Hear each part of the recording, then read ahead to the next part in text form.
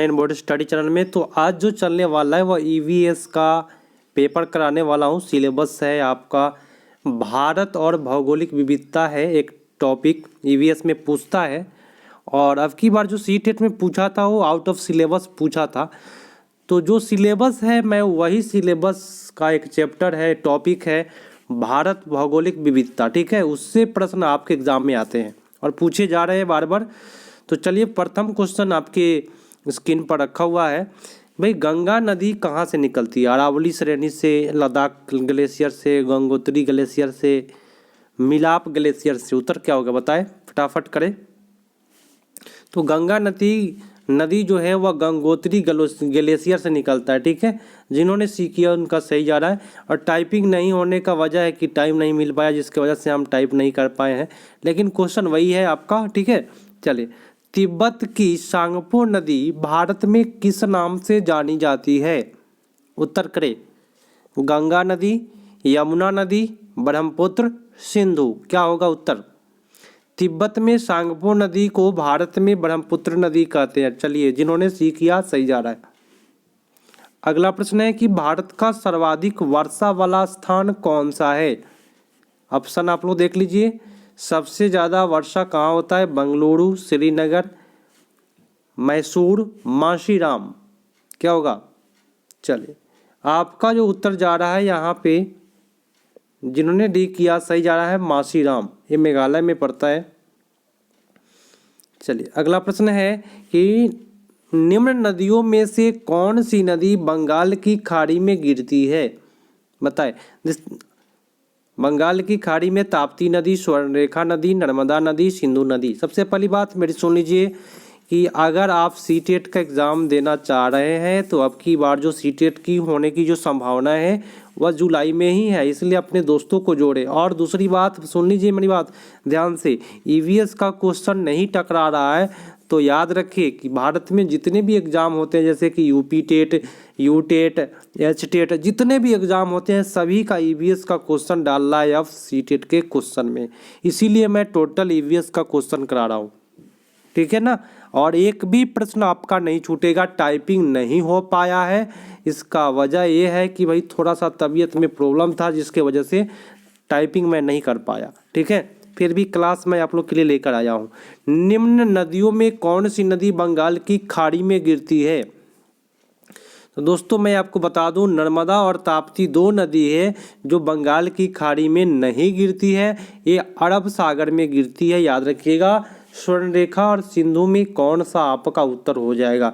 तो स्वर्णरेखा नदी जो है वह आपका बंगाल की खाड़ी में गिरता है। नेक्स्ट प्रश्न है, भारत में हिमालय की सबसे ऊंची चोटी का नाम है? Mount K two, Mount Everest, Mount Kanchenjunga, Mount Dhaulagiri. बताए। देखिए, ये जो टॉपिक है आपके सीटेट में पूछे जाते हैं। टॉपिक का नाम फिर से सुनिए, भारत भौगोलिक विविधता। इससे प्रश्न आएगा ही आएगा, 100% आएगा दोस्तों, ठीक है। क्या होगा उत्तर? माउंट केटू है। भारत की बात करें तो भारत में सबसे ऊंची चोटी जो है माउंट केटू है। वही माउंट एवरेस्ट जो है वो नेपाल में पड़ जाता है, जिसकी वजह से ये ऑप्शन नहीं होगा। भारत की बात करें तो माउंट केटू होगा। भारत की प्रथम महिला आईपीएस अफसर कौन है? ये तो प्रश्न आपके एग्जाम में जो है आ सकता है, क्योंकि महिला पर अधिकांशतः प्रश्न पूछे जाते हैं। एक महिला दिवस पूछा जाता है जो 8 मार्च को पूछा होता है, ठीक है।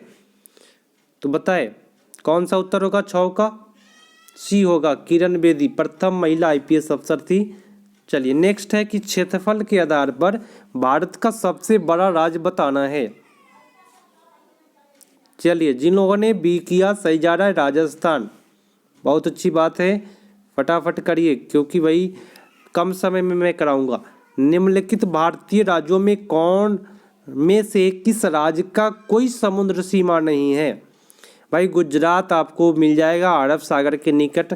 गोवा भी अरब सागर के निकट है, महाराष्ट्र भी अरब सागर के निकट है, लेकिन राजस्थान जो है वह सागर के या समुद्र तट इसका नहीं है। चलिए 2011 की जनगणना के अनुसार भारत में लिंगानुपात बता दीजिए। चलिए जिन्होंने ये किया सही है, 940 महिला पर 1000 पुरुष है। बहुत अच्छी बात है।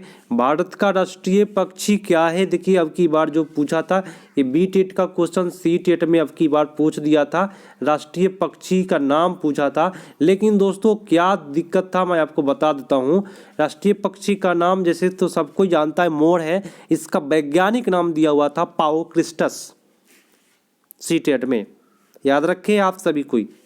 चलिए भारत में पूर्व से पश्चिम की ओर बहने वाली सबसे लंबी नदी बता दीजिए।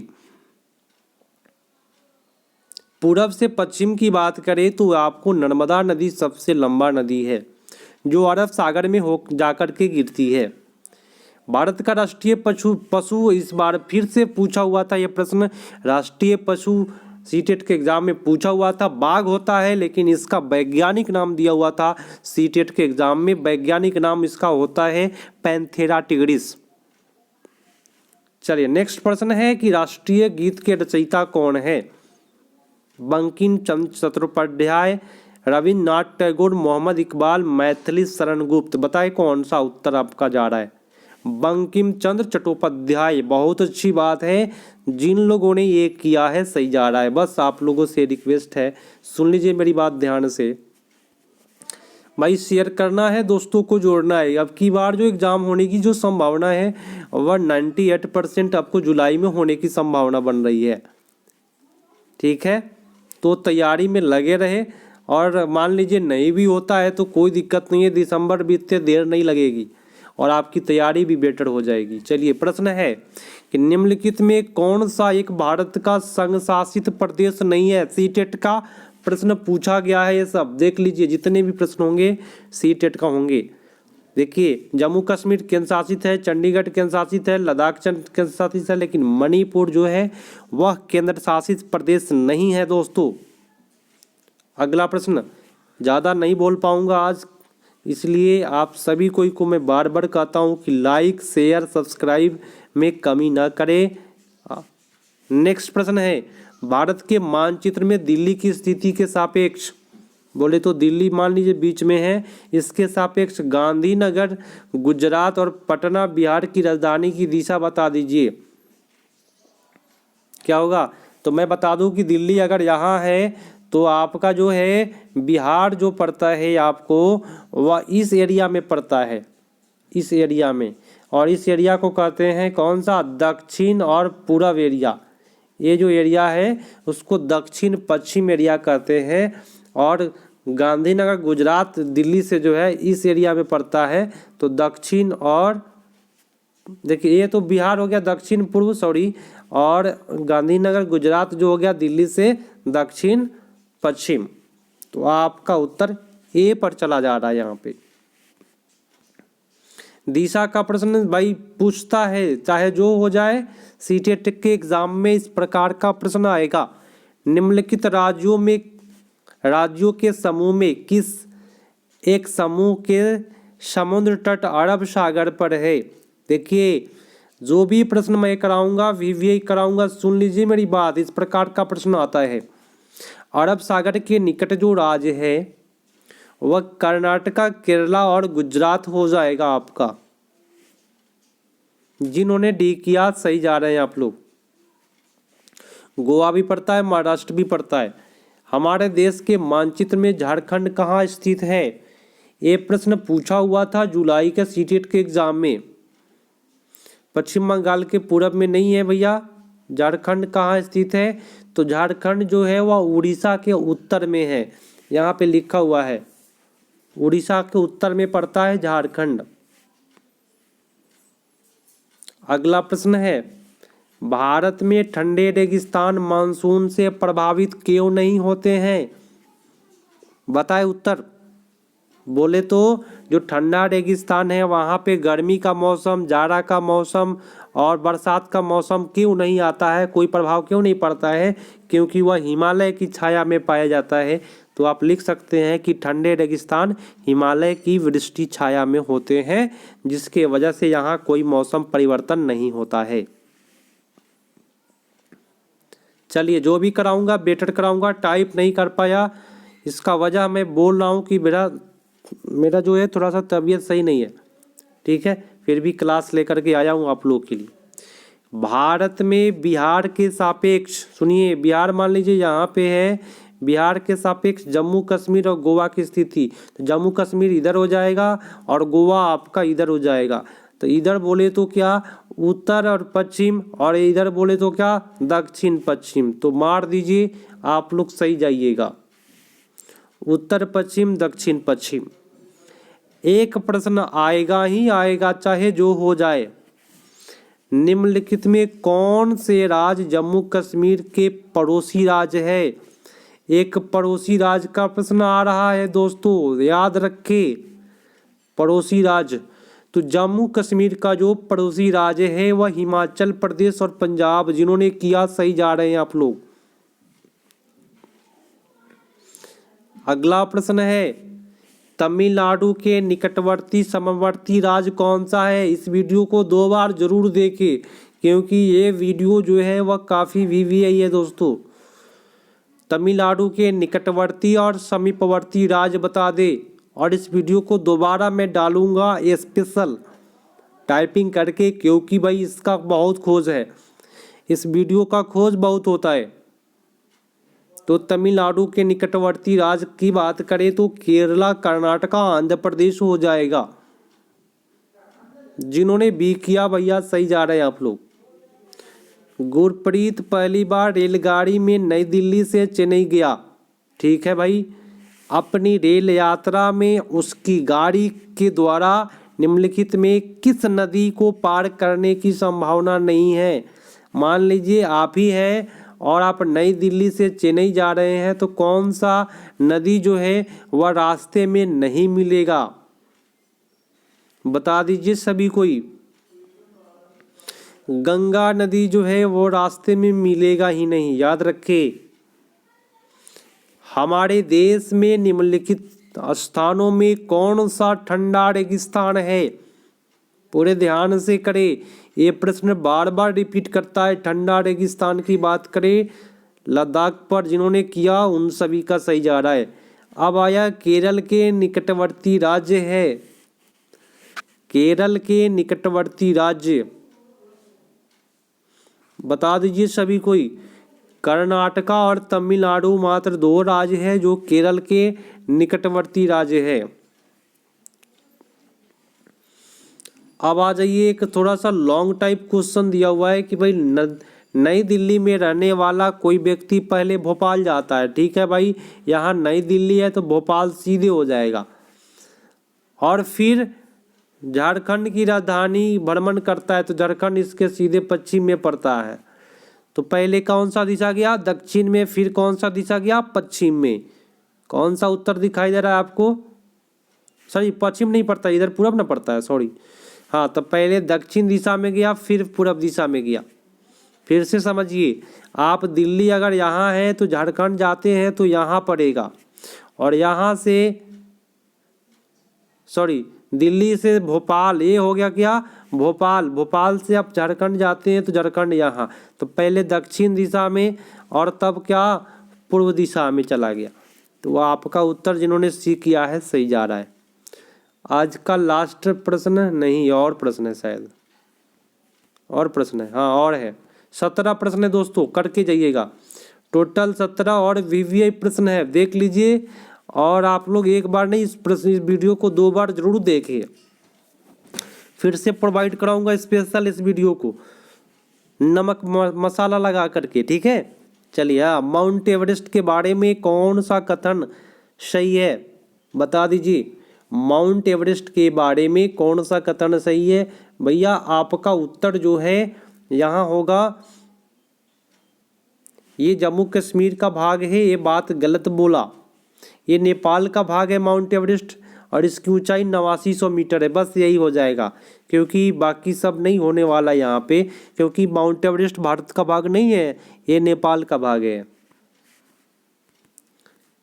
अगला प्रश्न आपकी स्क्रीन पर मौजूद है, पूरे ध्यान से। सबसे पहली बात सुन लीजिए, बोलने की स्थिति में तो मैं नहीं हूँ, फिर भी मैं आप लोग को बता रहा हूँ कि शेयर करने में कंजूसी ना करना है भैया, अपने दोस्तों को जोड़ लेना है, लाइक कर देना है, ठीक है। चलिए, सब्सक्राइब नहीं किए हैं कर लीजिएगा, और अपने दोस्तों जितने भी आपके हैं सभी को जोड़ लेना है भैया, क्योंकि प्रश्न जो है मज़ेदार करा रहा हूँ और इससे भी बेटर और प्रोवाइड कराने का मैं कोशिश करूँगा, क्योंकि भाई अब की बार जो जुलाई है संभावना बन रहा है कि आपका एग्ज़ाम हो जाना चाहिए। भारत के मानचित्र में दिल्ली की स्थिति के सापेक्ष हिमाचल प्रदेश की राजधानी, मान लीजिए दिल्ली यहाँ है, समझिए मेरी बात, मैं ऐसे ही बनाता हूँ, अब भी ऐसे ही बनाए। अब कह रहा है कि सापेक्ष हिमाचल प्रदेश, तो हिमाचल प्रदेश उत्तर में है, हिमाचल प्रदेश इधर पड़ जाएगा। हिमाचल प्रदेश की राजधानी शिमला और मध्य प्रदेश की राजधानी भोपाल की स्थिति, तो दिल्ली से पड़ जाता है हिमाचल प्रदेश उत्तर में और भोपाल पड़ जाता है दक्षिण में, तो उत्तर दक्षिण कहीं भी होगा वही आपका उत्तर झलक रहा होगा। मैं ऐसे ही बनाता हूँ, आप लोग भी बना ले, और एक बगल में नक्शा रखे, ठीक है। अगला प्रश्न है भैया कि गांधीधाम का रहने वाला कोई व्यक्ति, समझ लीजिए, कोई व्यक्ति पहले भोपाल और फिर हैदराबाद जाना चाहता है। देखिए गांधीधाम का है गुजरात, तो मान लीजिए गुजरात इधर है और पहले जो है दोस्तों भोपाल गया, तो गुजरात से अगर भोपाल जाते हैं तो ये सीधी सी लाइन पड़ेगा, सीधी सी लाइन नहीं पड़ता है, थोड़ा सा इसका टेढ़ा लाइन मिलता है। एक सेकेंड, हाँ सीधा पड़ता है। गुजरात से अगर देखें मध्य प्रदेश की दिशा तो सीधा पड़ेगा, और फिर हैदराबाद बोले तो आंध्र प्रदेश की दिशा, तो यहाँ से सीधे दक्षिण की ओर चल जाएगा। तो पहले गया पूरब, उसके बाद क्या क्या दक्षिण की ओर गया। तो देखिए तो जरा कहाँ पे है। चलिए, जिन लोगों ने बी किया सही जा रहे हैं आप लोग, पूरब दिशा फिर दक्षिण दिशा, बस पूरा समझा के बताऊंगा। माउंट एवरेस्ट एक भाग है, किसका भाग है माउंट एवरेस्ट बताए? म्यांमार, भारत, तिब्बत, नेपाल। बहुत अच्छी बात है जिन्होंने डी किया, नेपाल। आज का ये लास्ट प्रश्न है भैया, जो भी प्रश्न मैं करा रहा हूँ सी-टेट के लिए केवल वीवीआई है, बस टाइपिंग नहीं कर पाया हूँ। भारत के नक्शे में दिल्ली के संदर्भ में झारखंड और राजस्थान क्रमशः किस दिशा में आते हैं बताए? भारत के नक्शे में दिल्ली के संदर्भ में झारखंड और राजस्थान क्रमशः किस दिशा में आते हैं? तो पहले आप दिल्ली बनाए, तो मान लीजिए दिल्ली दिल वाले का है, बीच में है, और यहाँ से झारखंड की बात करें तो ये आपका दिल्ली से झारखंड जो हो जाएगा कौन सा दिशा में है? पश्चिम दिशा में पड़ता है, पूर्व दिशा में पड़ता है, सॉरी। झारखंड कौन सा दिशा में पड़ता है? दिल्ली से पूर्व दिशा में। और फिर झारखंड से अगर आप राजस्थान जाते हैं, दिल्ली से राजस्थान जाते हैं, तो ठीक सामने इधर पश्चिम दिशा में पड़ता है राजस्थान। तो ये आपका दिल्ली हुआ, ये आपका झारखंड हुआ, और ये आपका क्या हुआ? राजस्थान हुआ, ठीक है। तो झारखंड जो हो जाएगा वो पूरब हो जाएगा दिल्ली से, और पश्चिम में जो पड़ता है वो राजस्थान पड़ता है दिल्ली से, ठीक है। और उन लोगों को आज वीडियो समझ में नहीं आया होगा जो लोग भारत के नक्शा के बारे में ज्ञान नहीं है कि कौन से राज्य किधर है, तो उन लोगों के लिए मैं स्पेशल वीडियो बना करके आप लोगों को प्रोवाइड कराऊंगा, जिससे कि जितना भी प्रॉब्लम बनता है दूरी दिशा का वह ख़त्म ही हो जाएगा। तो भैया मिलते हैं नेक्स्ट पार्ट में, तब तक के लिए धन्यवाद, जय हिंद।